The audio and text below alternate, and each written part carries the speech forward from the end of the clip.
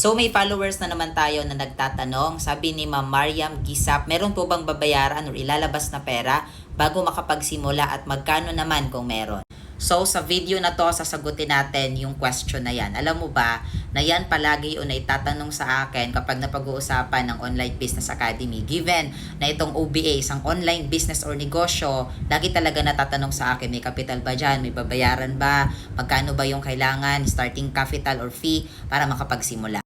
So kaya nga sasagutin natin yan sa video na to. So by the way guys, para malinaw ha, ang OBA or Online Business Academy from the word itself is online business. So yes po, tatapatin na kita, meron talaga tayong puhunan para makapagsimula ka dito. Ano ba yung puhunan? Ano ba yung babayaran para makapag-start ka? So yung babayaran mo po dito is yung account ID or yung online account para magkaroon ka nun at kumita ka once gagawin mo yung mga tasks natin. At magsisilbi din siyang parang LTO or license to operate para masimulan mo ang business natin. Kasi kapag meron ka ng account, ay magkakaroon ka din ng sarili mong user ID, unique number na ikaw lang yung makakagamit. By the way, wag ka mag-alala kasi may mga options naman tayo na ibibigay at hindi naman ganun kalaki or kamahal yung account ID kung value ng business yung pag-uusapan natin. Ako actually, nag-start ako dito na wala ring pera at wala rin akong ganun kalaking pangpuhunan.